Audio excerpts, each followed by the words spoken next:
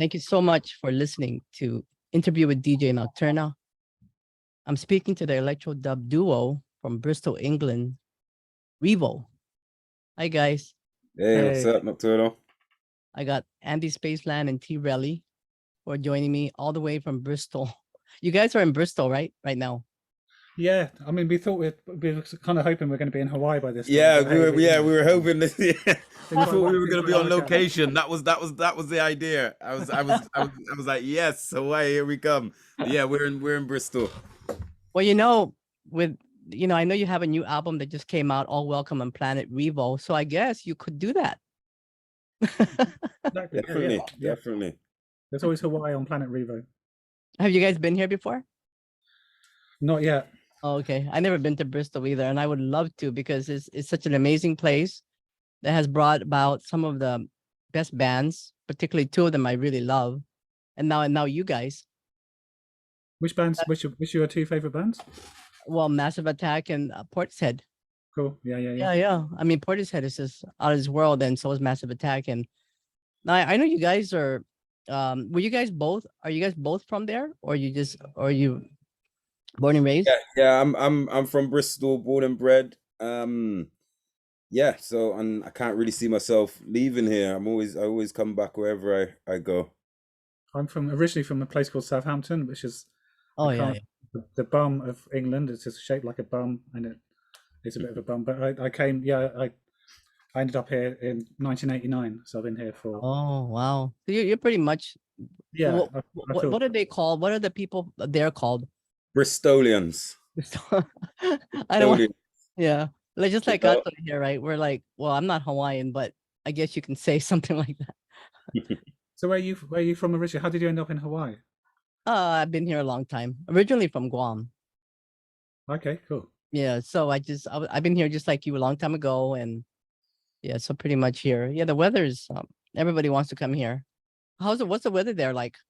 It's right been now. all right. Yeah, it's been the weather's been brilliant, to tell you the truth. It's been brilliant, and it's strange because if you know British weather, we get every season in a space of 4 days. Do you know what I mean?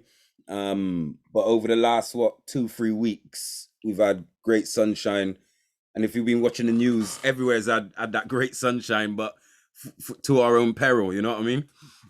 Yeah, I know. Yeah, I mean everywhere is like either too cold or too hot or like whatever, So yeah, I actually like England. I love the weather, the umbrellas and all that stuff. Believe it or not. Yeah, I bring my London fog umbrella. So you guys have a partnership, a collaboration, forming Reevo. How did that all begin? Well, it was through a mutual friend, actually, a friend of ours called Paul Blower, who ran a graffiti shop in Bristol, and we both knew him sort of independently, and Paul knew that I was looking for a rapper for some music stuff I was doing, and I tried a few different people, and nothing really fitted, and then Paul just came up one day with a mixtape, Relly's mixtape, and just said, "Hey, listen to this, you'll love this," and I played it. It was amazing. Relly came up and we did one jam up here sort of thing, and just went, yep, that's kind of exactly what I wanted it to be like. And well, I was hoping for the thing I was doing to be like, and then we started collaborating, and Reevo was formed from that. Really, it was just kind of it was just a kind of the most natural thing. Yeah, absolutely. And I think you could hear that in the music as well, in the way that because everyone's a stranger until you're not a stranger, you know what I mean? And I think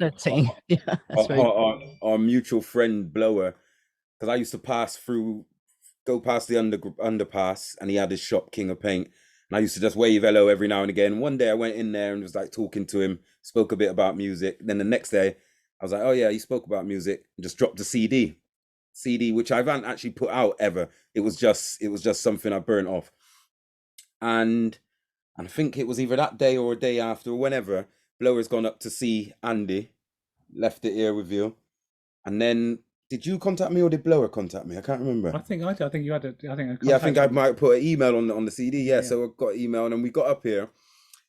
And I'm someone who I personally think I know when something fits or doesn't fit, was not gonna fit straight away. And I think when we first played a bit of music, it wasn't typically the music I did, but it just felt right as well. So writ one or two things, done it, laid it down, and just it was just smooth. It wasn't awkward. It was just smooth. Everything just felt smooth. So it just felt like it fitted. And when we're gonna make something to put out, it was gonna be right. Do you know what I mean? And we started making some great music proper early on. And I think sometimes you meet people and you collaborate, and it takes a bit of time to sort of iron out and tweak where you're both at to make the best sound sort of thing. But it kind of just felt like those tweaking, that ironing out process didn't happen.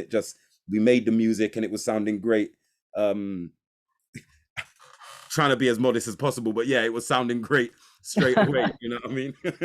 No, it's true. It's true. As you know, as people who both collaborate with different people on a lot of different things, and different things have different merits and are harder to work out. And like Relly says, sometimes you got to really sort of go, well, this could be good possibly, and you got to try and sort of trawl through it and sort of get all the good bits and try and make it good. And sometimes it works, sometimes it doesn't. But it's just been an absolute breeze just working with him. Do you know what I mean? It's just like from the first vocal we did, I just went, that sounds great. And everything that every time we've done stuff together, it's just been this kind of it just works really well. And it's just kind of it's a rare flower to have some where you kind of when you hit with someone, and like Relly says, coming from different musical, we're not kind of both come with the same record collections and have sort of come to the same place. We come with very different experiences, very different musical backgrounds, and it just joins together in the perfect jigsaw piece, and it just fits, and it's just works. Yeah, definitely. Yeah. I was gonna ask that because it's so important to be to have that same kind of not exactly values, but just that energy, that frequency to kind of be the same thing to actually flow, especially when it's like when you're rapping, right? I think personally, for me, making music outside of yourself, making music with someone else, it's like making friends. Do you know what I mean?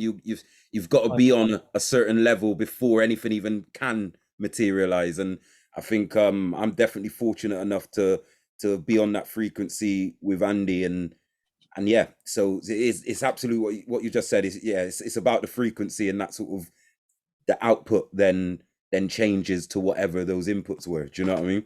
Yeah, because I guess when you guys are in sync, then all the good things happen. All the good things flow right after that. Yeah. That's what I feel.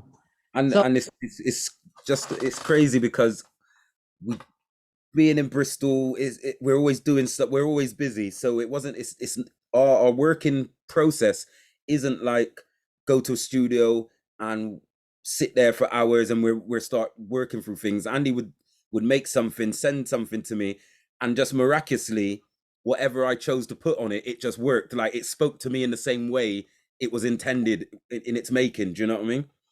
Yeah, that's how you know. Yeah. So sometimes you really, as we said, sometimes you really have to kind of, you get something, you go, yeah, that's good, although it wasn't quite was, and then you sort of spend ages trying to sort of like shimmy it in and trying to make it sound like something that you want it to sound like. Whereas all I have to do with Relly is just kind of just bounce it off. Just basically, he does the vocal, he does ad libs and doubles, and then goes off, and it's just like there's not much to do. It's a real, it's kind of, it sounds great. Just his voice records really well. His flows off the scale. His deliveries off the scale. It's an easy job for a producer. I don't know. yeah, I know you gotta really, I know that you guys have you guys just released your debut album. It's called All Welcome on Planet Ree-Vo in July on Dell Orso Records and Southern Records distributors, right? Yeah. So that's a 10 track. There's 10 songs in there.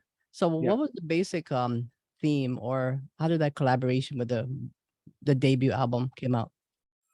This is where we probably say we're on the same frequency and say two different things, right? But I think for me, we sort of came up with that name. I sort of felt that for me personally, it was something very different than what I've typically done. It felt like we were going somewhere else. Do you know what I mean? but it all just fit together. I think the theme was a case of it being different, but with us being on the same frequencies, those differences were just the same thing in a different area. Do you know what I mean? On a different Oh, okay. planet we Yeah, were, yeah, yeah. you know. So, and I think my writing way in terms of trying to be humorous, trying to be serious, trying to be sort of have a level of social commentary to it as well. It just felt like as soon as you land on this planet, as soon as you play this, you're going to be taken here, and it's going to follow through each tour from beginning to end. You know. Yeah. I know being a rapper is it's not easy. It's really not. I mean, that's it takes a lot of quick wit. Definitely. I don't feel. know. I don't know how rappers or singers, but especially rappers, because there's so many more words, but can remember. I can't remember what I'm doing today or tomorrow, sort of thing. But I don't know how a rapper can sort of do a vocal and then at some point go on stage and then have to not sort of go, hold on, to try and remember what I've written, sort of thing. I mean, I don't know how you remember. I think it's selective. I think it's selective memory. It's selfish selective memory, because if I don't take a list with me to the supermarket, I'll forget everything I was supposed to buy. You know what I mean? But I think for me, it's when I'm writing lyrics, they're my lyrics. They have meaning to me with an intent to have some type of meaning to someone else. So that seed and that lightning flash of creation is so vivid. It's hard to forget. Do you know what I mean? Yeah. It's different when if someone could tell me something really great, there's a chance that I'm gonna forget it. But actually, when I've come up with that flash and I'm like, wow, that's mine, it just stores. I couldn't tell you how, but it does store. But it's not easy because yeah, it's really not. I mean, do you think it's has a lot to do with like the rhyme? That's how you remember it so quickly because of the rhyme? Because I know there's a rhyme. There's a sort of it's a gift really, because I used to watch some spoken words here. Mhm. It was a big thing here back in, I don't know, a few years ago. It was really big. I mean, there was this event and everybody just like, and I was just so blown away at how they can retain just do it so quickly, I think the rhyme is very important, but actually more than the rhyme, I think it's the placement. It's the placement of where you are in your head at that point of writing that rhyme. If you can always take yourself to what you're talking about, whatever the subject is, if you're there, you can't escape from being there. Do you know what I mean? I think the hardest point is remembering the first word. That's for me personally. The moment I remember the first word of any verse, I'm there. I'm in that place, But the times the times when that first word just isn't coming, it's hard to sort of imagine opening a door to somewhere. The moment you open the door, you know where you are. But when that door is closed, that's a really good one. Do you know what I mean? Yeah. That's a really good every time I write or when I'm on the mic, whether it's in the studio or on stage, it's just a case of pulling that handle. The moment I open the door and I can see the view, I'm there. But the tricky bit is when that door is not opening for that split of those few seconds, and you're like, come on, brain, work, get me through this door. I need this key. Where it's here. This is where it is. But then literally, but the music helps as well. Yeah. Because again, the music's like the road. You know what I mean? The lyrics is the car, but the music is the road. Once the road appears, the car knows I'm driving. Do you know what I mean? Yeah. Mm-hmm. Yeah. In fact, I was just thinking that rappers must be like, they're Geminis, they got a Mercury in their chart because they're so talented with regards to Mercury is the mind and speaking and all that kind of stuff. So yeah, I don't know if you're a Gemini, probably not, but you probably I'm a Leo, but I get that. I feel that because you have to have the ability to sort of step out of yourself and write what someone else might feel, also writing what you'll feel. It's yeah, I get that. But I think my writing is definitely from a Leo's perspective. I want to roar, I want to be heard, You probably have some Gemini in your other parts of your chart. I will look that up. I believe you. No, I'll tell you about that later. But so, and Andy, I know you're an artist as well, and producing is also not an easy thing. I mean, it takes talent and everything, a lot of work. and I know you're also a DJ. Right? Yes. Yeah. Do you still DJ a lot? Not very much recently. It's just been a bit quiet with COVID, and went a bit quiet just before COVID, or just leading up to COVID, and it's hard. I mean, both me and Relly work as well. So I work. We're doing this in a recording studio in Bristol where I work. So I work here full time. Relly works full time, and so you have to give your time when you're not working to the most important things. And sometimes DJing is really good. I love DJing. It's absolutely. I've been DJing for years and love it. But if it suddenly takes up 2 evenings out of 2 evenings when you could be making music, then I can't. I have to kind of it's true. prioritize making music, sort of thing. So, but yeah, no, I do love DJing. And also, we haven't played live much. We played live a few times, but that gives me a bit of a chance just to. I know, right? I mean, he can do his thing, and you can do the DJing thing too. Yeah, it's amazing. That's why I'm saying it's such a great collaboration. Yeah. Yeah, no, we're blessed, sort of thing. And also, I don't have to do. Some rappers and some vocalists are quite sort of kind of just sort of do their thing on the stage, and the person behind has to sort of do something to kind of to make it or something. But Relly's just such a natural front person. He's just like takes the whole crowd, goes into the crowd, dances in the crowd, and all I have to do is just kind of make sure I press play at the right time and just do a little bit of. He does more than that. He's being extremely modest there. So this album, All Welcome on Planet Ree-Vo. Now, from what I understand, it was recorded and produced in this amazing studio it's called Christchurch Studio. That was also where the Massive Attack album, Mezzanine, the amazing album, was produced, right? Yeah. Wow, that's amazing. So how did you guys decided to do it there? Well, this is where I work. This is the studio. So I used to come and I used to have a band at the end of the 90s called Alpha, and we signed to Massive Attack's record label called Melancholic. That had a record label at the end of the 90s. Mm-hmm. Yeah. So Horace Andy, Lewis Parker, Craig Armstrong, Sinner, and Alpha were basically the sort of Craig Armstrong. So, I love Craig Armstrong. So I used to come here, and Massive Attack had the floor above here, and had two rooms and a sort of couple and some sort of a production room. And so that's where you guys are right now? Yeah. Oh, okay. Oh, wow. Yeah. So this is the it's got a bit of a past, this building. So it's funny that you say that, because it almost feels a bit full circle as you saying that. I'm thinking like the first few times I came here myself, I remember seeing one of the plaques on the wall. Was it the Batman? They done. Yeah, that's Bob and Tim did. Yeah. Yeah. So I saw. Was it a platinum? It was a platinum, wasn't it? Yeah. It was sort of platinum plaque, and at that point, I did just feel like, oh, do you know what? The work we're gonna do here has to be a certain way. Do you know what I mean? It just sort of said, you know what? The work here is gonna be great, but you're gonna make it great. You're gonna have to make it great, because it's a waste of energy in this building. Do you know what I mean?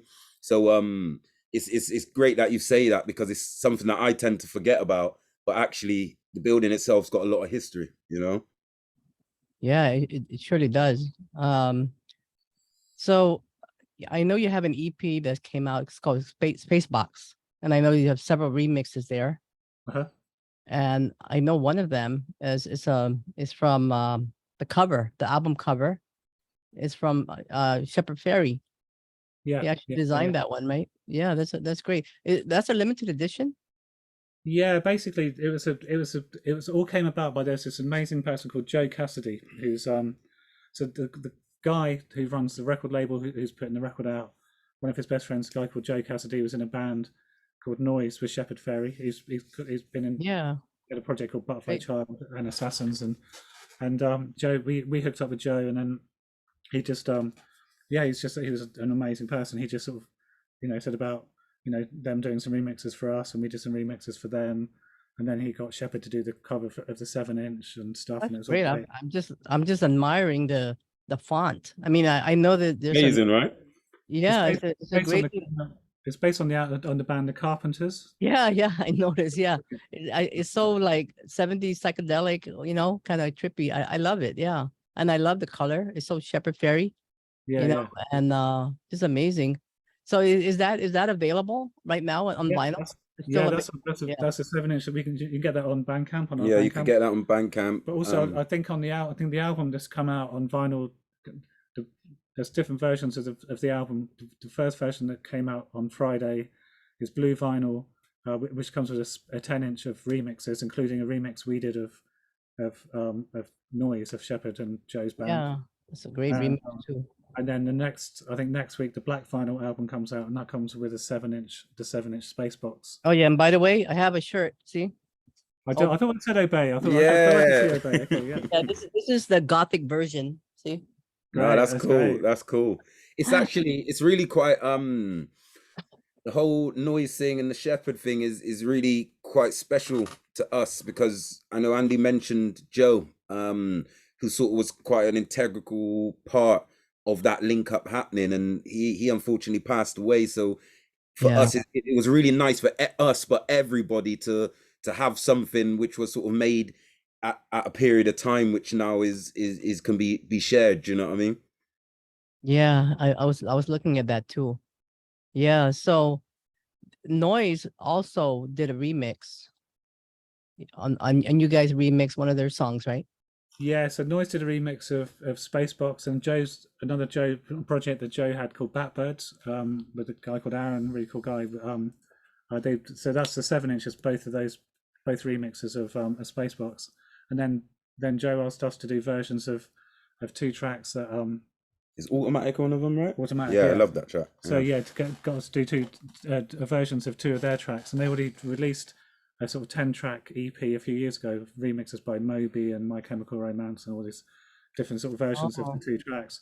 But Joe said he wanted to do it like a 5-year special edition, so we did versions of both Little Lions and Automatic. And Joe mastered them once we'd recorded them. Relly came in and did vocals, and it was all just, yeah, it was just came out really well, you know. But then sadly, Joe died sort of soon after that, and but then Shepard was keen for the tracks to come out, so Guy from the label suggested that we put this 10-inch of we had these other amazing remixes done by the Bug and Dalek and Object, and Guy said to Shepard, "Hey, can we put this version of your track on this EP?" So it's going to come out. Yeah, coming out at the same time. So I think the video will come out next week, I think so. Oh, okay. Wow. Well, congratulations on the debut album. It was already released. It's out on some people wanted to check out your music. They can go to YouTube as well. Yeah, You have videos out there. Is the YouTube is it Reevo YouTube channel? Yes, yeah. It's called Planet Ree-Vo, I think. If you go to Planet Ree-Vo. Okay. Yeah, and we're always putting up the links for the digital streaming up on the socials. So like it's Planet Ree-Vo on Instagram, Reevo on Facebook, and we're always just regurgitating and popping out those links. So I know a lot of people listen to music on their phones, so we've got the streaming links which just take you straight to your direct your whatever your choice is. Bandcamp, you can buy the physicals, and it's all those physicals as well. It's pretty cool. As we're just trying to give people as much as possible as well. So with this album, like Andy said, the blue vinyl, the black vinyl, get it in enough time, you get the orange vinyl with it, the 10-inch with it, and it's just trying to give back as much as possible, really. Do you know what I mean? Because I think as an artist and as a lover of music, it's always rare. It's always nice when you feel like you've got something from somebody. Do you know what I mean? You know, so I think when we make music, we sort of always try and hold ourselves accountable to trying to give people something. Here's a bit of us. Here you go. Like, you know. Yeah, that's really good. It's amazing. You know, so do you guys have anything coming up? Anything? Are you working on a new? I know you just released this. Any plans for the future? We've got. It's quite interesting because we had so many different tracks. We worked so quickly together. Yeah, there's one time I've got to tell you this one time, which I always sort of just always makes me laugh every time I think about it. I sent Relly four beats on a Monday or something like that, or on a Tuesday. I said, here's 4 new beats I'd sort of done over the last few weeks, and he messaged and said, I can come in on Friday. I've only got 40 minutes, and then I went, that's fine, you know. And he said, just load up the first one. he turned up at sort of 5 o'clock and went into the booth over there and did the first track, did 2 takes of the main vocal, did a double, did an ad lib, loaded up the next track. In 40 minutes, recorded 4 tracks, and then just came out of the booth and went, "Gotta go, mate," and he just went, and we just had 4. If only life was like this, where you could just kind of make four tracks in 40 minutes. Do you know what I mean? And then we had to sort of pick what's going to go on that album. So we've outside of making more music, we've got music we still need to decide stuff on, but it's the building. As soon as we step in here, Andy might play something, or we might have an idea. So it's always happening. Do you know what I mean? It's always ready to happen. So we're definitely going to be making more music. Just want to push this album as much as possible, get it out to enough ears. Hopefully get back on shows, because as COVID, we had things planned. COVID just sort of stopped that. So it's just trying to build that momentum up again. The good thing as well, because we kind of work so well together, and we're quite prolific when we do actually get a chance to sort of do stuff together. We've got loads of tracks we forgot about, and even just last week, I just remembered a track, Beeper. Yeah, and I completely forgot. Just beat I did ages and ages ago, and sent it to Relly. Relly came in and did a vocal, maybe 2 months. I don't know. I can't remember. At some point in the last 6 months, came in and did a vocal. I sort of quickly bounced it off at the time, and I was just sort of going through tracks and just went, oh, and I played a track which I thought was an instrumental, and there was a full vocal track, and it was just like, God, that's quite nice. You know, it's really amazing how some guys, you know, they record stuff and they put it aside, and then many years later it becomes the unreleased version, you know. Yeah. Like, and then everybody wants it at that point, because like, whoa, it's unreleased, let's grab it. So that's really great, you guys. I mean, I totally get it. Well, you know, congratulations on this. Big shout out to Shauna from Shameless Promotion PR, always doing a great job with wonderful clients. We're looking forward to the next release, and this one, of course. And I'm gonna go. People want to check you out. It's you're on Bandcamp, Reevo, and I'll put the link on the bottom of the video. It's REE, and then there's a dash. That's right. Dash? Okay, and then VO. So what is that? What does that mean, Reevo? It's really hard to sort of. I think it made sense at the time, but I can't quite remember it now. I think it was. I think there was a track which I think became Protein. I think, which had a sample from, and one of the words in the sample was revolution. So I think we just called it Reevo as a short thing. It's like revolution. Yeah, so it came from the word revolution. So it's kind of. I guess it kind of vaguely came from that, and then we just kind of. Then we sort of adopted it. It just felt like, it just felt right. Just added the dash just to make it more tricky to find us on social. Yeah, well, it's wonderful. Thank you so much for both of you guys for joining me on the show. Pleasure. No, pleasure. Thanks for having us, and thanks for all your listeners to tuning in and catching up with us and checking our stuff out. And again, Reevo from Bristol, England, Andy Spaceland and T Relly. We're wonderful guys. Well, let me shut this off, and then just one moment. Okay, thank you so much for joining me. Thank you, Nocturnal. Thank you. Okay, 1 second.